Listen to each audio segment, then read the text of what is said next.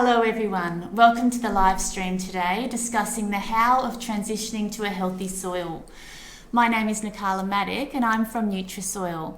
NutriSoil is a big worm farm in northern Victoria who produce a quality vermiliquid used in broadacre agriculture and support farmers in increasing their soil health. I'm here also with Luke Harrington from Regen Farming. Luke is a regenerative agriculture advisor who specialises in helping farmers one-on-one transition into a regenerative farming system. Luke also makes K&F brews, Korean natural farming brews, which are an on-farm biostimulant made from indigenous microorganisms from your own farm. And I have David Hardwick with us, agroecologist from Soil Land Food, who provides extension in healthy soil and helps people and organisations all over Australia, both in person and online. David also has a team of people who delivers courses in making your own compost, grazing management, and biofertilisers. Both Luke and David are part of the NutriSoil Hub Care program, assisting farmers transitioning to healthy soil. So welcome to you both. Thank you. Thanks, Nakala. Good to be here. Wonderful. NutriSoil receives consistent feedback from farmers that they need more support in transitioning to healthy soil. So we thought that we would come together today and ask the experts on some ideas about how to lower our fertilisers and our chemical load into healthier soils producing healthy food. So Luke, I thought that we might start with you. You've just completed a blog on how to transition to healthy soil.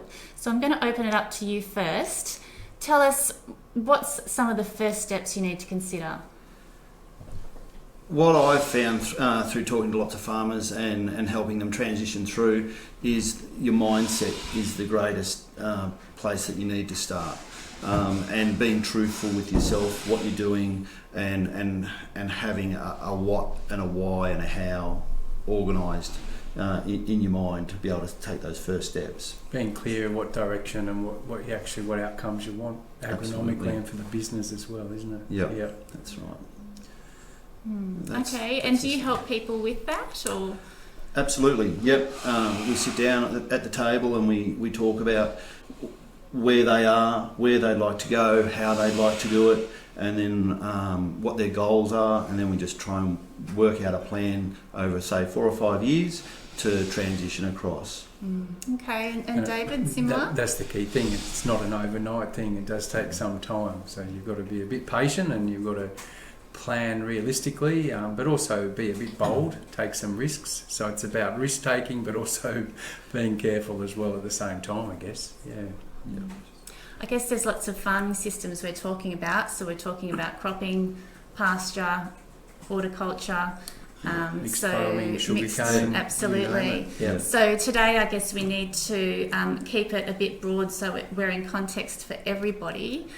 But should we start with those broad principles? David, what are the broad principles that you would start with? Well, I guess if you're transitioning to a regenerative or ecologically based approach, really soil health underpins that system from the sort of natural capital that you manage on farm, the soil, the water, etc. Soil health's at the heart of that. So I guess in a way you can call it soil health based farming, I guess is another term we could use here. And I guess to get soil health, you need air and water, you need ground cover, and then obviously you need living plant roots, some diverse plant roots. And I think if we stick to those basics initially, anything that helps you with those 3 or 4 things, air, water, diverse plant roots, you're kind of starting on the right direction, I guess. Yeah, probably be an initial step anyway. Yeah. I guess there's a few ways to get there. We were talking about that a little bit earlier. So you could use plants initially, or you could use some type of ripping and then sowing plants. What are the different scenarios you might use these different things? It really depends on the context that you're in. So it's really hard to sit here and be specific about someone's particular paddock without standing in there and talking and looking at all the information. But there's a basic skeleton that I like to follow, and air and water, very first thing. You need to worry about your whole system as holistically, and your chemistry in your soil needs to be. You need to worry about that. You need to worry about your biological system in your soil. You need to worry about your plant selection. All those things come into it. So it's really hard to say, yes, let's do this in this particular paddock at this from here, but that's something you sort of need to have someone come out and talk to you about. Because it's really like air and water and plant roots is common to any paddock anywhere on the planet really if you're doing farming, but what is there a chemical constraint like high magnesium or aluminium or pH? Is that a problem in one soil, and another soil maybe low carbon is the bigger barrier? So you've really got to look, okay, for this paddock, what is the next barrier or soil constraint that I have to address to kickstart that self-organising biological system? And it is, as Luke said, it can be quite specific, but the principle is air, water and plant roots, whatever we can do to get them moving. Obviously in grazing we've got different tools, in cropping and we've got different tools in the toolbox. So you've spoken about soil tests there. I know they are part of the system. How important is it to get a soil test initially? Yeah, I think they're definitely useful in most cases. Sometimes just changing your grazing or growing a crop of oats. I remember early in my career an old agronomist said to me, a biological agronomist said to me, before you do a soil test, grow a crop of oats on the paddock and then do the soil test after that, which was I've always sort of remembered. But generally they are a really useful tool to do as part of getting a holistic picture, as Luke's pointed out, to get that holistic picture. But don't forget to get the spade out and go out in the paddock as well, I guess is a key thing. I think the soil tests have been something that people have concentrated on quite heavily in the past. Are people still using that as such a strong tool, or are we starting to really look at other things as well? I think in a lot of the people that I work with, they still rely on it very heavily. And it's an education process. For me, I like to get a really good soil test done at the start of a program, and then we might look at it again in 4 or 5 years' time, and just and use observation. And if we have something specific that we need to test for, well, we can test for it. Like if we know we've got really low phosphorus, we want to lift that up, we do something about it, then we can just do a specific phosphorus test. Save a few dollars. You don't need to do the full test. You could just get phosphorus tests for $20 instead of spending an $80-$100 test every year for those few years. So they're all, I guess it's taking a holistic approach. So whichever information helps you make that holistic decision, and soil tests are part of that. So that's definitely the principle. You run a course called Reboot My Soil, David, and I've done it a number of times with you. It's part of the NutriSoil Hub program. And I still remember some of these instances where someone might have really high magnesium soils. And our first question is, well, how do we address that? And your first answer is, well, are you growing good grass? So sometimes those deficiencies aren't actually what we need to get hung up on. Yeah, just because the soil test says something's not right doesn't mean it isn't right. If in the paddock it looks all right, you've got to decide whether you go on what the soil test tells you or what you're seeing in front of your eyes, what the animals are telling you. So you have to kind of go, well, the soil test is not perfect, so it's a useful tool, but it definitely doesn't tell you everything. Yeah, and I think too, with the soil test side of things, if you can get your IMOs going, your indigenous microorganisms going, they can go out and change that whole scenario of what the plant can get hold of. So for me, that's a real key in the starting out in that process, is to get that IMOs fired up. But the chemistry does have a bit to do with that as well. So if you've got real low calcium, sometimes that can be a little bit difficult. Yeah, is there a barrier to getting biological function going? Because the plant roots are going to encourage beneficial microbes and life around them. They've been doing that for a couple of 100 million years to get to, but sometimes there's just such a barrier that the whole system can't get moving. The doors close just too tightly for everyone to come in the room. So if that's low calcium or pH or structural problem, then they've got to fix that to get the party started. Once the party's started, the plants will do the hard work for you if you manage them well. And I guess to work out which one you need to work on first, it's really just having a dig and having a look at that soil structure. Would that be the first place to start? Yep, absolutely. Dig in and have a look. Do some really basic tests like a water infiltration test. Have a look at the roots. Where are they going? What are they doing? Look at the structure. Is there structure, or is it just really compacted, no air and water can get in. And temperature, is temperature, hot on the surface. Yeah. Sealed, is the surface sealed over? Yeah.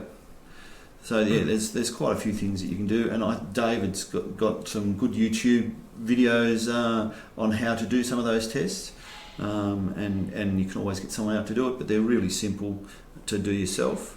I think that's one of the first places you would start. I guess, the topic of today is all about making a transition, and the first step is to help improve your own skills and knowledge around this whole topic. Before you're going to make big decisions, build your knowledge base, build your confidence, and part of that is learning how to assess your soil a bit more holistically, and understand that it's a living thing. Get your head around that side to it. It's probably the first step after setting the goals in this transition process. I think there's another really big step that people really struggle with, and that's FOMO and FUPO. FOMO being fear of missing out. Yep. And FUPO is fear of other people's opinions. I'm thinking of FOP, fear of non-production. And there is no reason why, if done correctly in your transition, that you should lose any yield or not profit. So much your profit is the word I'm looking for. You shouldn't lose profit, you should gain profit. And if it's done correctly and over time, and you take the time it takes.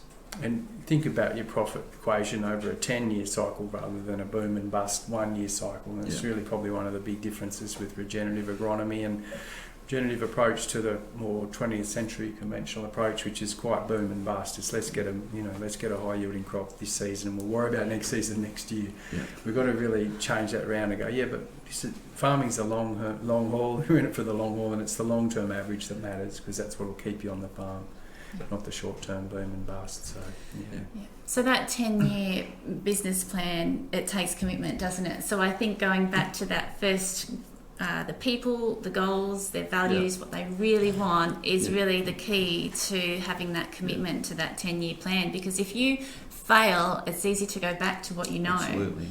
That's why I use the what, why and how. So your what is your goals or your issues and problems, and then your why is why do you have those goals, or why do you have those problems? And that's the why is what keeps you on the straight and narrow and keeps you moving forward, and gives you the desire to keep going when you do have the odd failure here and there. And it's up to you to find out what that why might be, whether it be financial, health reasons, there's so many different reasons why people do it, but you have to have a good why. And I think the why is also in the how too, David, when you say people need to go out and educate themselves. So what's my problem with having a bare fallow? What is it holding me back from, but what's it helping me with, and what's the choice that I'm going to make here? Yeah, that's right. So if you've got some of those fundamentals, it helps you think through the reasoning while you make why you would choose one management decision over another, rather than just blindly following something, whether it's someone on YouTube or it's your agronomist or whoever. Don't just blindly follow it. As best you can, make an informed decision. And the thing that I find is, in the regenerative world or the soil health world, everybody wants to come up with a really fancy paragraph of what regenerative farming is and all these sorts of things. For me, it's really simple. Is my soil going to be better tomorrow for the decision I make today? And moving forward, just little steps, and once you get the ball rolling, the steps seem to get bigger and bigger. So I think that's a really important. It comes back again to your thought process. Pierre Yeomans, the old famous Yeomans plough guy, he said that agriculture itself can be a soil making process. So he's trying to say, we can do agriculture, but can we also improve that soil health while we're doing agriculture? And it is a step-by-step process.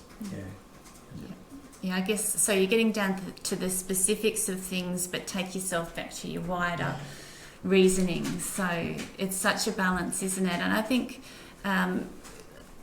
we want to talk about some of these transition tools, and I know it's quite broad because we've got different farming systems listening today. But if you felt like your fertiliser was at a higher rate than you were comfortable with, and you knew that was probably holding you back from building root systems and building that structure, what are some of the first steps that you might take? Just pull the plug on it. Get rid of all the fertiliser, basically. Go cold turkey. Yeah, that's one way. I hope you're insured, David. That's one way you can do it. So my advice to anybody who's a high fertiliser, high chemistry use is start to stimulate your native microbiome and reduce your fertiliser baby by 20% in the first year. Then the next year you might go another 10% or another 10% after that, and assess as you're going along whether you're moving forwards, backwards, left or right, or up and down.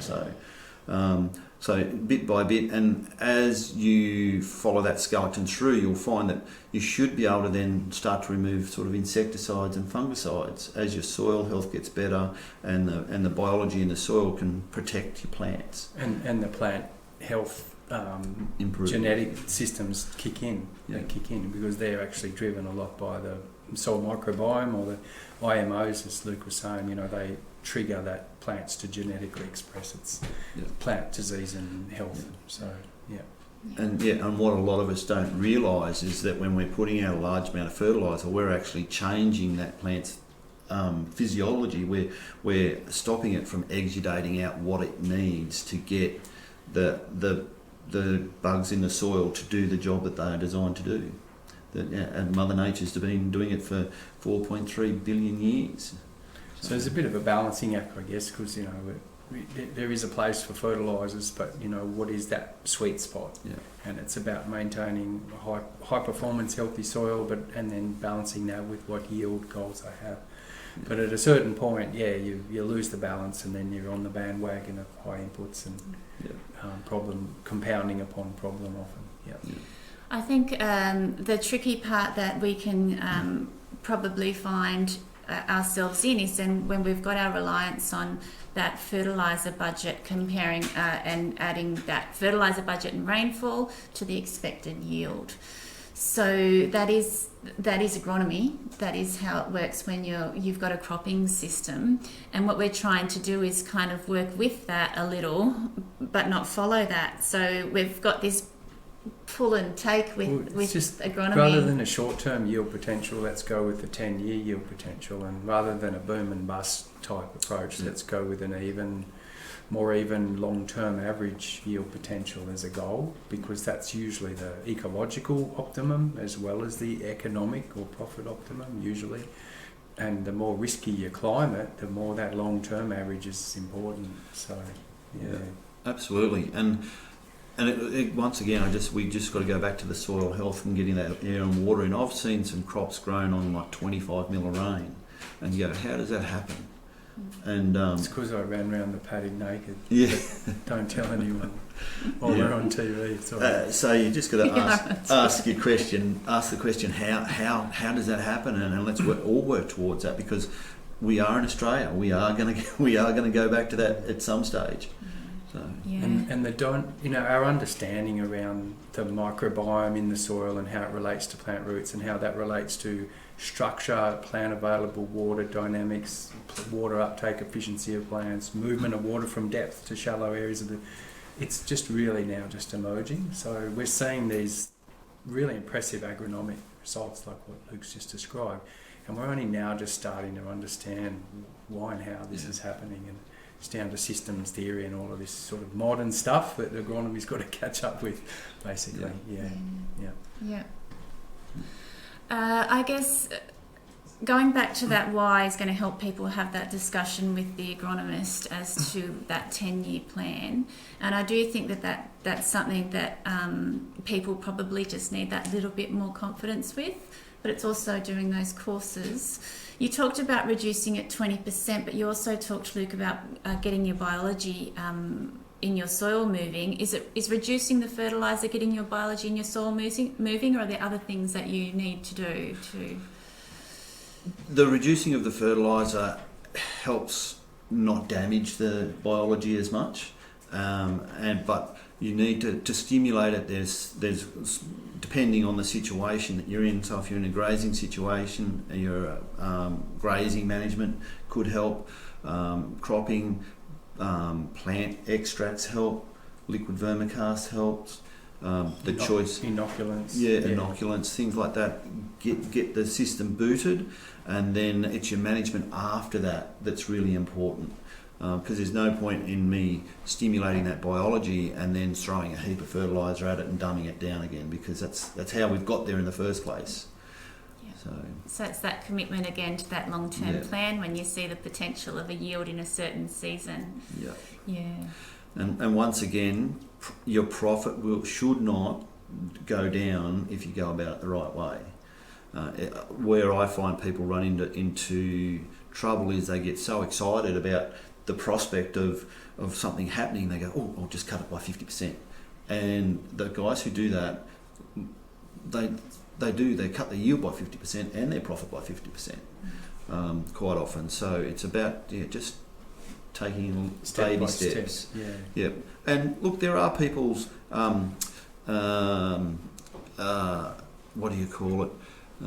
personalities that just want to do that, and they're really hard to stop. And that is a difficult thing for someone like myself. And then once again, you have to be truthful in what you're doing, because I know many times when I speak to a farmer, I'm not a high input user. I go, righto. You go, only 80 kgs of DAP up front. And go, no worries. And that's it. Yep, that's it. Then you drive out there a few weeks later, and the spreader truck's going up and down the paddock, and they're putting out 150 kgs of urea, but they haven't taken that into account. So you've got to be truthful with yourself, and you might just have to knock that back to 100 kilos instead of 150.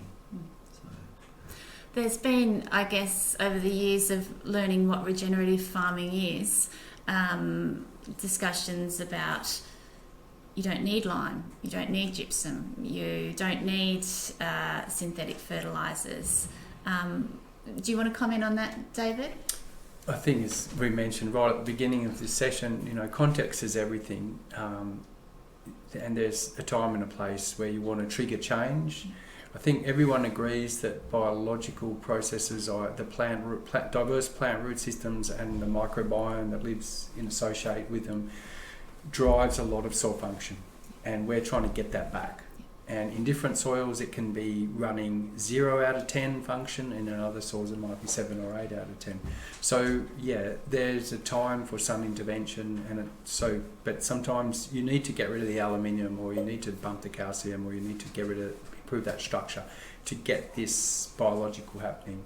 If you just leave it, it will transform the soil over time, but maybe the lag time might be too long for your agricultural goals. So there's a time and place for it, but everyone, whichever perspective people are on, we're all on this same endpoint, which is where biological self-organisation is the main game that we manage, and we just assist it. I think that's where everyone's headed, but we've got different opinions on how to get there. Yeah. And I think context of different soil types, different climates. So it might mean that some soil types it's just not worth the money of putting a whole heap of lime on, and some soil types it might be a profitable investment. You might not be able to spread lime because it's too rocky and steep. So do I match my enterprise to that soil situation? So I'm just trying to keep this in context for so many different farming systems and places out there. And that also comes down to your tools as well. So I don't want to spend a lot of money on spreading 2 or 3 tonne of lime, which I'd suggest you probably shouldn't do most of the time, maybe a little bit at a time, but you might be able to use something like a prill or something like that to give your plant that calcium that it needs in your early stages of transition. And it's about understanding what your tools can do for you. So getting out there and finding the people that have all these different tools that might suit your farming system. Well, getting connected to a community of other farmers that are also trying to learn, because that's how you'll learn. So you can get it connected with NutriSoil and other proponents out there like Luke and myself, but it's really sharing with other farmers that are practicing as well is really important. And back with the fertiliser thing, once you've knocked back to a certain degree, you may be able to go across to a foliar application. But I don't think that if your soil's not working properly, The foliars are really just a band-aid, whereas like when they're working properly, they can really make big changes. And so I think it's, once again, you've got to understand your tools. Sometimes it's not even a band-aid, it's a tax minimisation activity. But so you're not really addressing the underpinning stuff. No, I have seen both. I've certainly seen soils that have been really flooded and then compacted, and they haven't got that cycling happening. When they're using the foliar fertiliser, instead of 2, they're needing to put out 10 to keep it going. And that's what it is, isn't it? That function isn't happening below. So it's going back to that basics. First your why and your 10-year plan, then your structure. Yeah, water and plant roots. You need those 3 things. And a lot of people want to know like really advanced stuff. And I'll go back to my horsemanship lessons here. And learning advanced stuff is just better basics. Doing the basics with excellence. And if you can get those basics done really well, you'll be surprised at just how well things will go for you. I think that sort of probably sums up our soil, training and extension activities we do. It's just going over the fundamentals, doing them really well, and you'll make good decisions. We've got some case studies today. Do we want to just dive into those a little bit? Just try to ask Karen on about it. All right. So a question that's just come in from the live feed is, what is the best way to handle pasture paddocks that are heavily dominated by couch grass, thinking ahead to a more desirable multi-species situation? Who's going to take that one? I'll start it and then Luke can jump in and give you his perspective. I guess couch is often a sign of compaction, so it's a running grass, so it'll often thrive where you've got tighter compacted soil.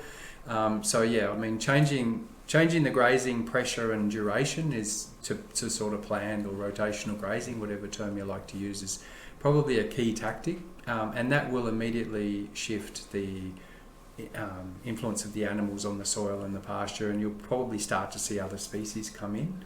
So that would be, and you'll improve the structure, and then the next tactic will probably be to start to try and drill some preferred multi-species mixes in. But if you don't change if you keep the current grazing and or traffic management that encourage the couch in the beginning, you're just going to stay there or go back there in a year or 2. And I just like to go back to the what, why and how. So the what here is the couch, and then we have to ask ourselves why, and generally compaction. It's often an issue. Low humus, calcium deficiencies, those sorts of things seem to be an issue. So if you start to multi-prong things as well, you can speed the process up a little. I am a little bit impatient sometimes, and if you can stack things, that really helps. But grazing is definitely... You may need to do a rip just to trigger air and water to get in there to help your preferred species that you've sown as well. My question was, if we direct drilled into a grass like that, what would be the success of germination? It depends how tight the soil is and how vigorous the couch is and the time of year that you're doing, and all of those things come into play. So I know Cole used to, when he was trying to rehabilitate very worn out, hard setting cropping country, would use a tined implement just to break it up a bit, like just those small tactics are important. And going back to, again, that first discussion, what are you comfortable with? Are you okay with resetting in that scenario with a knockdown, or would you rather use some tillage, or do you really just want to use animals and grazing? I mean, there's a few, RCS is somewhere I would recommend someone to look into for grazing management. There's holistic grazing courses, and also David Soil and Food will have some grazing courses. Dr. Judy Earl's amazing. Plenty of grazing support out there from those guys. And there's some fantastic farmers out there that are doing it. Like I've got Zoe that works for me down in Stall. She's great to talk to because she actually is doing it. She lives it and breathes it, loves it. So they're when you're looking for someone to help you, that's such an important thing, is to have someone who cares as much about your place as you do, and your outcomes as you do. Like, and don't get someone who's there for the money, I suppose. Yeah, That's a really important thing. It's tricky, isn't it? So, considering if you are wanting to reset that couch grass pasture, and you've got your choices of how you're going to get those seeds in there, how can you get some biology in there as well? On the seed, it's probably the easiest way at the start, but you can put it out with your foliar sprays. Really important when you're doing a foliar spray that you structure the spray properly. So you start out with really clean water. So I always knew that water quality was important until about but I didn't realise how important until about 5 years ago. I was watching a webinar, and if you've got over 150 parts per million, your product of chlorine of hardness your product can be up to 70% affected. Yeah. So like just those things, and then what you put in next is really important. I've just done a blog on this too. Okay. So then you put in any nutrition that you wanted to, and then you put in any biostimulants that you wanted to, and then you'd put in any biology that you wanted to last of all, so it's all diluted down. Yeah. And if you're really pressed and you wanted to do a herbicide, you'd put that in first. Yeah. So I think it's really important to understand how that stacks as well. And when you're talking about stacking, you're talking about in the tank? Yeah. Yeah, okay. Yeah. Yeah. It's pretty common, not just in agriculture, but when you're trying to change and do something different, if you don't know the tin tacks of that technique, it can fail on you, and then you go, well, that doesn't work. So, it's about the detail, but make the strategic decision first. I'm going to use stimulants and biology in my program, and then make sure you learn some of the fine tips on how to do it as best I can. And otherwise, you'll just shrug your shoulders and go, and then you go one step forward and one step back. But you've got to commit, and committing means making the time and effort to learn how to do it properly. Yeah, and learn, what type you want to use. You can make your own. All those. But you've got to, if you're committed, you've got to put in that extra effort to learn. And this is probably another big thing about regenerative ag is you can't be lazy mentally. You've got to get in there and learn a bit yourself, not just rely on someone else to make all your decisions. You might still have your agronomist, but you've got to be informed. Makes us happier farmers too, doesn't it? Being stimulated and creative. The amount of guys that I've worked with over the last 10 years that they're just happy farmers, like Johnny Hay. He is the happiest dairy farmer I know. Yeah. So because he's excited every day by what new grass is growing that he never planted there. Like, it's really exciting. Yeah, probably Brendan Cunningham, the guy in the Gippsland, but the only other one that's happy as him. But those two are very happy dairy farmers. Yeah. All right, let's go on to the next question. I'll call this one a case study. We're making progress transitioning from unfriendly to a more soil plant friendly system using biology and amino acid, fermented fertilizers and less herbicides, no fungicides or insecticides. However, we are challenged by our sandy sand. This harvest just passed, we had a paddock average of 3 tonne of wheat, with patches going from 6 tonne to 0.6 tonne per hectare on the poor sands. Rotation is harvesting vetch for seed, wheat, mixed species pasture, and then barley. Organic carbon is 0.6, cation exchange capacity 3. The soil is water repellent and it's cold. It's in the bottom of Australia, I understand.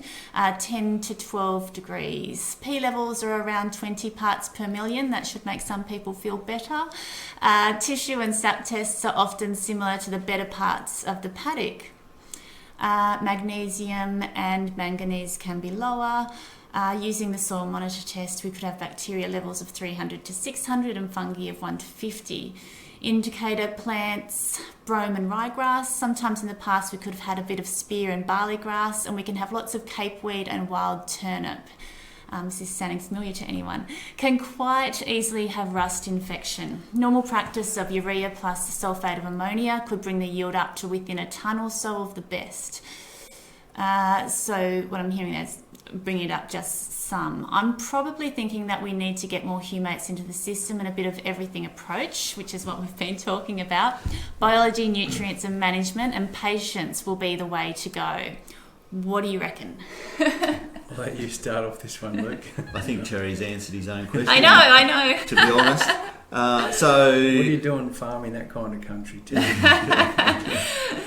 Yeah, so the first thing that stands out to me is his organic matter is 0.6. It's a sandy sand with 0.6 carbon, Yeah. so it's always going to be challenging at that level. Yeah, so how that's probably the thing that stands out the most, and because your carbon is where your nutrients are held, your soil life's held, your moisture's held. It's just so important. Pivotal to soil function. Yeah. So even a sandy soil that might still be low, like 1%, and it can be quite functional, but it sounds like it's at a threshold where it's not even very functional at that point. So without being there, we're making a bit of an estimate. Yeah. So how do I go about building that? And the best way I know how to build carbon in a soil is growing a really healthy plant. Big root systems. Yeah. And that's probably the starting point. So he's got a rotation, Terry and Roche, you've got a rotation in there where you do go into a mixed species pasture. So I guess our question, or my question might be, how long does that pasture phase go for? Yeah. Could you lengthen that out by a year or two? Obviously there's seasonal challenges. Just root volume a bit longer in the overall rotation. Yeah. And plant diversity. Yeah, diverse, like have that really diverse pasture in there. The other thing too is the plant has to be healthy, and this is where probably the foliars do come in, because if you've got a plant that's brixing at 4, it's barely living. It's like it's looking after itself to stay alive. We need it to be brixing at that really high levels and photosynthesizing at its peak efficiency, pumping those exudates into the soil and creating that system so the plant can really thrive. So there's this short-term tactic might be trialling some different foliars on the growing crops to stimulate roots and root exudation, and then a longer-term strategy is to maybe look at the overall 5-7 year rotation and get a bit more of the pasture phase in there that gives you root volume for a bit longer without disturbance. Yeah. So I know Grant Sims, when he goes into his worst paddock, he'll go 2 years at least with multi-species, winter, summer, and then he'll go into his cropping phase. Yeah. So that's something that you need to probably go those 2 to 4 years sometimes. The principle is root volume, helping us restructure the soil, reactivate it biologically, and getting the carbon up functional. Yeah. So that long-term plan and multi-stacking. Some short-term tactics as well. Yep. All right. The next one, we'll move on. I've recently internally fenced some paddocks. Previously 120 acres, now 4 30-acre paddocks. We have several other paddocks to rotate stock through. I've previously got the soil tested, spread calcipril and sprayed NutriSoil worm juice. Why'd you spray that stuff? Oh, sorry. If I kick you under the table, the microphone will make a noise. The grass has been growing well, but the cattle were able to eat what they wanted and go wherever in that one big paddock, so the grass never really got a rest. I think I'd like to oversow some of the paddocks with a multi-species grass, but don't want to spray the paddocks out and disturb the soil. In your experience, should I wait, cell graze the paddocks with our 100 plus steers for 12 months and see how the paddocks look, or try and oversow now before winter? Well, that comes back to your what, why, and how, and what your personal goals are, and how quickly you want to do something. I mean, the fact that you've said to us the grass has been growing well, and so I guess we've got to assume a bit that the cows are performing reasonably well as well.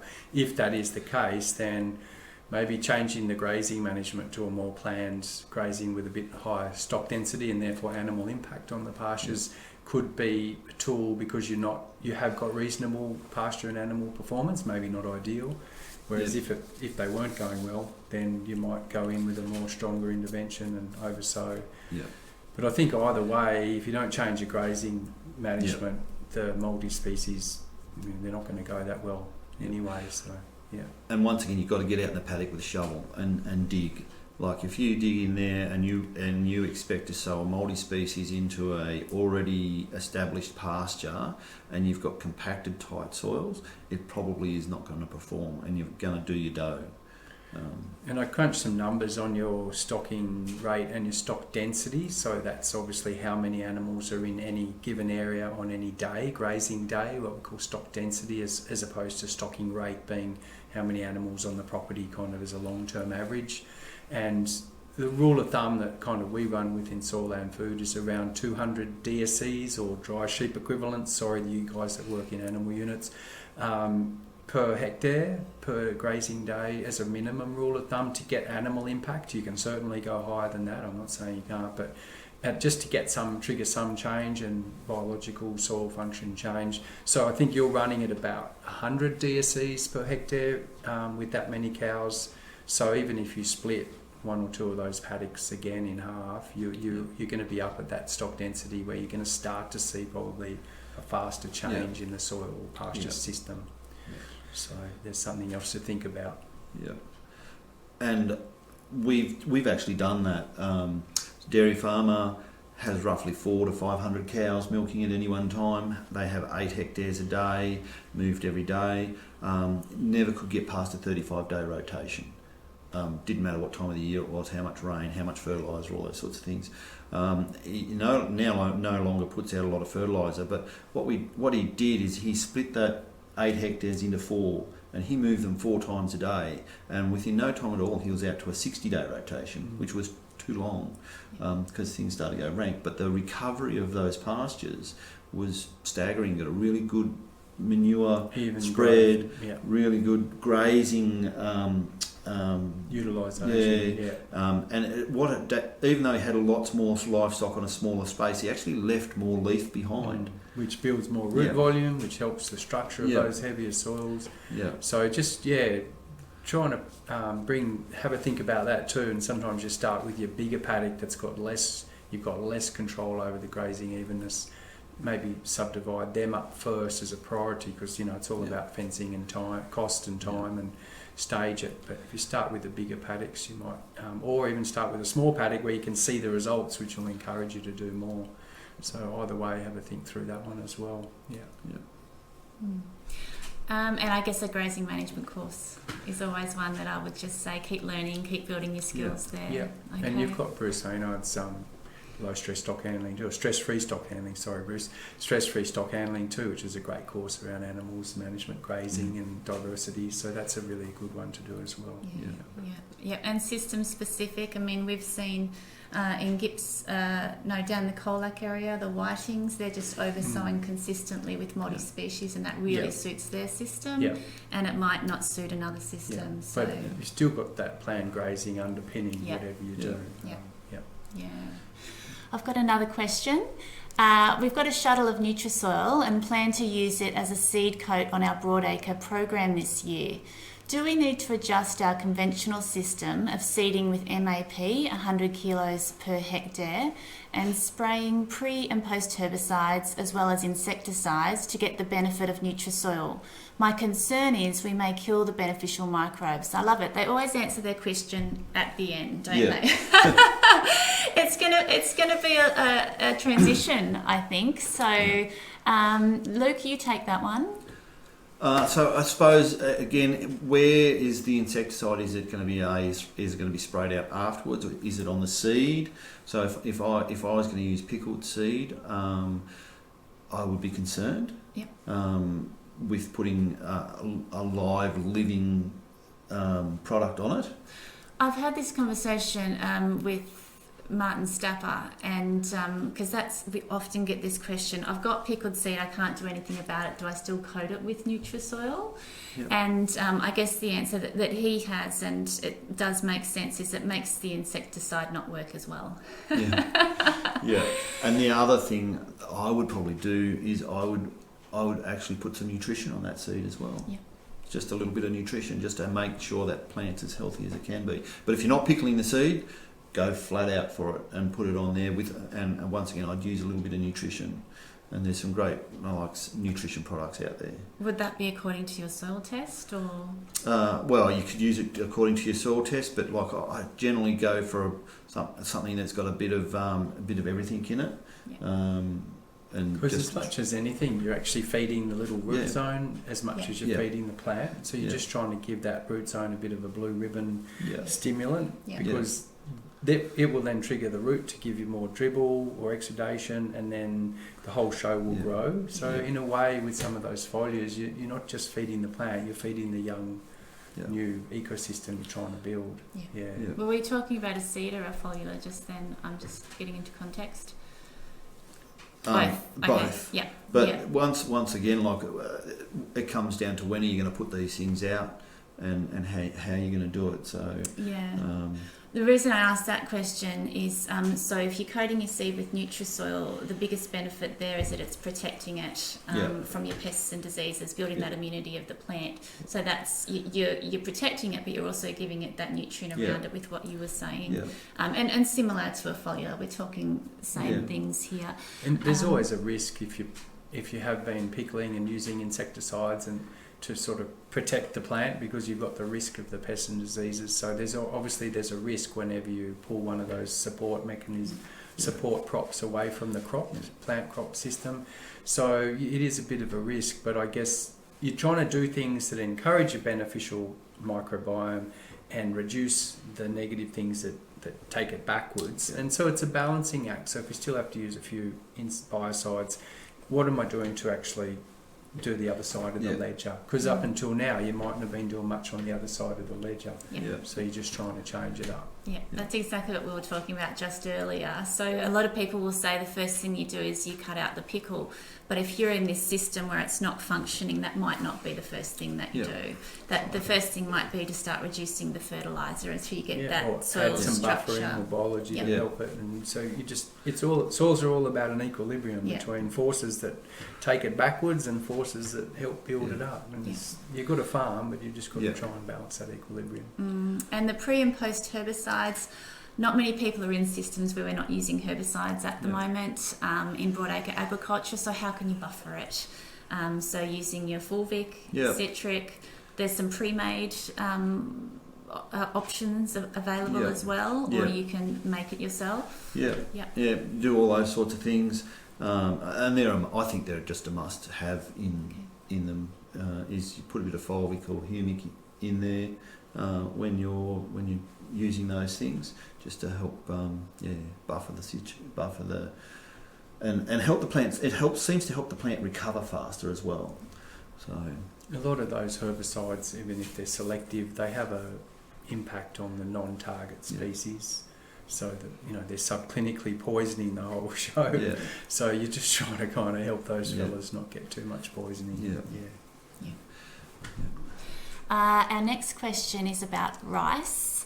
Again, it's pretty specific. So what is the effect of flooding on heavy rice soil of a pH 4.3 for 12 weeks? David, I've started off. Obviously, Luke works a bit with some rice growers. I've started to work with a couple. But basically, when you waterlog something and you kick all the oxygen out of it, the biochemistry, particularly in the soil solution, but also the organic matter part of your soil or the humus part, it all changes big time. The type of reactions that happen, it all shifts. So, for example, the nitrogen cycling pathway changes, so you get more potential for it to move in a different direction. You get a number of different changes that go on. So I guess the longer it's flooded for, the more it shifts into this new state, which for trace elements, some trace elements really lock up at that low pH in the soil solution, and others might actually become out in toxic levels. So it just changes the game. But the second thing is you've kicked out the air and the water, so the aerobic guys are not going to be happy, and they'll have to bounce back, and there's that lag time after it's drained away. So yes, it does affect things. Yes, rice grows well in it. It's an adapted plant. It's a wetland plant, if you like. So, but if you're then trying to grow other things afterwards, you've just got the challenge of rebooting that soil to an aerobic soil, which does take a bit of transition, because you have thrown the party out. You've changed from a pub full of Aussie Rules supporters to one full of NRL supporters, and now you want to change it back straight away. But, it's always going to be a bit of a transition process. Yeah, Yeah. Luke, do you want to comment on that? And I'm not quite sure. Are they asking about the rice actually as a crop, or are they asking about those break periods afterwards of they've got soil that has had rice? Because we were just talking earlier, that's your real opportunity. You've got your rice crop where you do have those flooded soils, but what's your opportunity to build it for the next rice crop?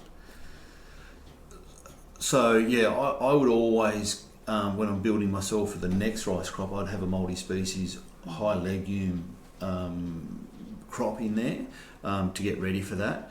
But I think, and we're going to get really specific here, I think we need to start breeding our rice back away from having it to be flooded. So dry land rice or upland rice. So yeah, there's systems around the world where they're growing really good yields of rice on a two week flood situation. So your soil could probably cope with being flooded for 2 weeks. Yeah, when we did our last live with Walter Yaner, he said it's probably got about a 10-day buffering system before those microbes really start to shift their balance. So that's a thing for the rice industry that they really need to look at. Like, they can pull their 14, 15 tonne crops, no problems at all, because they're doing it around the world. But yeah, how do we transition across to that? Yeah, it's a challenging one because it is such an intensive, and especially if rice is part of a 3 or 4 year cycle. Yeah. You know, you're going from a wetland crop to aerobe, and you've got to change your soil back. So I guess in a way you could say, well, keep the soil in really good structure, but obviously when you're growing rice, you actually want to seal it off and let it get wet. And there is one great thing about rice: it has a staggeringly big root system. So it does. Yeah. When I do soil tests, I quite often find that rice paddocks have the best organic carbon in them because they have such a big root system and they have a big biomass. Connected to organic matter. Yeah. Interesting. Okay. Yeah, we do get that question a lot with rice. Do I use NutriSoil on rice? Look, early days, but our recommendation would be definitely in that building process, getting as much biology. Just tip it into the Dartmouth Dam and Cumbria and let it run down the river, and everybody can have it. I'm trying to help people here. Into Dartmouth Dam, like 10,000 litres a day, you'd be right. Yeah. Also, do nutrients leach under flooded water? Well, if the ground's sealed and that's where you've got that wetland, and they're not moving very much down because that's why the water's standing there. But they do. Yeah, the dynamics of that nutrient release from the organic matter into the soil solution, so they can stay dissolved in your water, and then if your water moves off the paddock, it's going to be carrying some of them. And the thing about nitrogen, of course, is the volatilization or the loss of N that way happens under anaerobic conditions quite strongly. Do you think, David, that some of the brews that you do would be good in rice because they've got the bacillus, which can survive a bit better? I think this is an area where we've got to explore these kind of things. Can we create a microbiome that's really good for wetland soils, and it can live in acidic conditions? Yeah, exactly. Well, the pH 4.3 is the second problem, isn't it? So because we're assuming there's not much nutrient cations like calcium around, and you might have aluminium mucking around, so there's those other balances going on. That's the last of our case studies and questions. I could keep going with a few more that I've got. What's our time like, Shelley? Yeah. Well, I'll fire away a few curly ones because that's what they really wanted. I've just done the RCS online regenerative cropping course, and our big debate was bare fallow or brown manuring, and what is brown manuring a good transition tool to keep that fallow over the period? Does it hold the nutrients? What's the benefit of it? Because you're wanting to, in a cash cropping situation, spray that out, that multi-species out before seed set. I think it's different in pasture cropping because that's got that seasonal, so it actually goes into senescence for you when you spray it out. But when you've got a multi-species crop that has the potential to infect the next crop, it is a common thing to spray it out first. Brown manuring, what happens to the nutrients and how long do they stay in that brown manure? So probably the best lesson that we can all learn is the sugarcane industry. So in the cane industry, most people would be aware they're trying to manage their nutrients because they live next to the barrier reef. So they've actually done lots of work on the benefit of having a trash blanket, they call it, in cane, or using cover crops of legumes. And then what do you do with the cover crop, because it's holding nitrogen for you, because you're in a 4 metre rainfall zone or more, and you can lose your nitrogen. So they've done quite a lot of work looking at that. So I guess the principle is that if you have a lot of, say, cover crop biomass that's got legumes and nitrogen in it, if you just lie that down and let it slowly decompose, which brown manuring kind of does as well, you just lay it down and let it slowly decompose over the next period, then it continues to break down and release the nutrients from that biomass, and so you get a steady release. If you plough that in, you get this big flush of nitrogen in particular, and the other nutrients out into the soil. And if I haven't got a plant root or a cover crop to then take that flush of nutrients up, then the potential is I'll lose it. So I guess if you ploughed in as a green manure, it breaks down really quickly and gives you a flush of nutrients. And if I just hay it off or brown it off with a chemical and then lay it down, it's a much slower release pattern. It's kind of like steady release. Yeah. And when you give it that flush of nutrients, that tends to be, I find, is when our weed burden jumps. The nitrate weeds. They just fly out of the ground at 100 mile an hour. So, and the other thing with that is to have that cover on the ground is so important, because I've taken, with a thermometer gun, I've taken soil temperatures of 75 degrees on the surface of the soil. So nothing's going to survive in that. And we're trying to build biology. So to have that covered up and protected is so important. And then I've gone 6 feet away underneath a living plant. It was 34 degrees. So huge difference. Yeah. So I guess the principle is, if you've got the rainfall and the seasonal conditions, having living plants as much as possible, because of the active root activity, is the best thing. But if you have a seasonal cropping system and you're going through that crop sequence, and you have to sort of stop the cover crop to get ready for the next crop, etc., then a brown manure or any kind of residue on the surface is going to be of benefit. And if you've grown a cover crop and got nitrogen in that biomass, then if you don't plough it in, if you just stop it and drop it, it will give you a steady release. But if you do tillage and stuff, you're just going to ramp up the release. It's going from low GI to high GI carbs, basically. So so brown manuring is a good sort of second tactic, and it will slow down the release of that nitrogen. And hopefully, if you've got something growing into that breaking down material, it will start to take up that nitrogen. So you're kind of connecting the nitrogen in your cover crop biomass to your following crop. And so, and it's not just on the surface. Remember, you've got root volume as well, breaking down. So you're trying to connect the two, because if you don't, you'll have all this excess nitrogen, which could go all kinds of places. Yeah. And I think, depending on your situation, of course, but then if you had that long lag between the next cash crop, another option is to spray it out and put another multi-species in. So obviously not huge broadacre low rainfall areas, but if you're talking about your smaller areas, just always that green living plant, how can you get it in there profitably? Yeah. Michigan State University had a term 40 years ago. They said the carbon growing season. That's their term for kind of keeping something alive as much as you can in your crop cycle and seasonal conditions.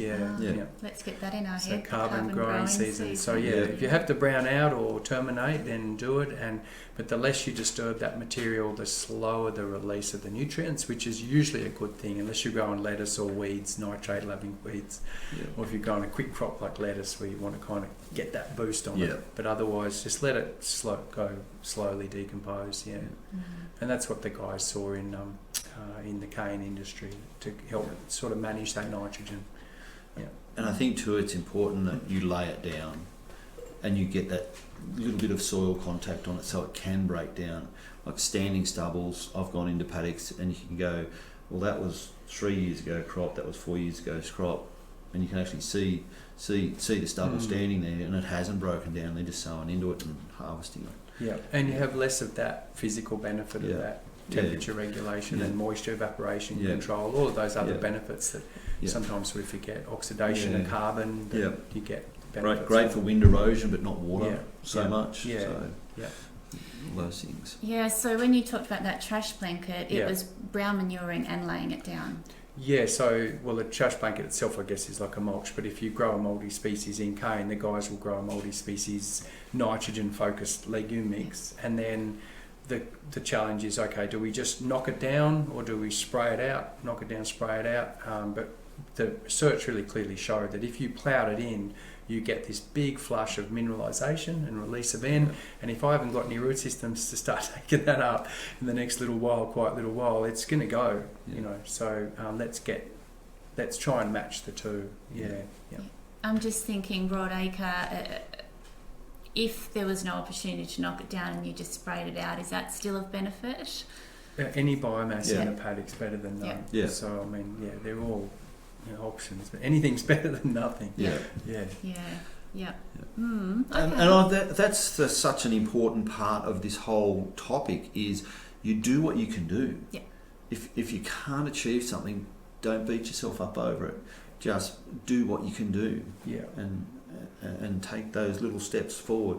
And celebrate the steps. Don't look at the problems. Sound like my mum. Look, I think we've solved lots of problems of the world today. I hope we've helped some people. If anyone has any questions or wants to follow up on any of this, you can contact us at NutriSoil, Luke at Regen Farming, and David at Soilland Food. He might not answer his phone as quickly. So thank you, everyone. We really appreciate the time and lots of online courses, workshops, sort of webinar stuff to support everyone over the next 12 months. So keep following everything on the social media. Yeah. Learn, build community. Yep. What else? Take the time it takes. It'll take less time. Yeah. If you're jumping in and out of these things, it's it just slows the whole process down. Yeah.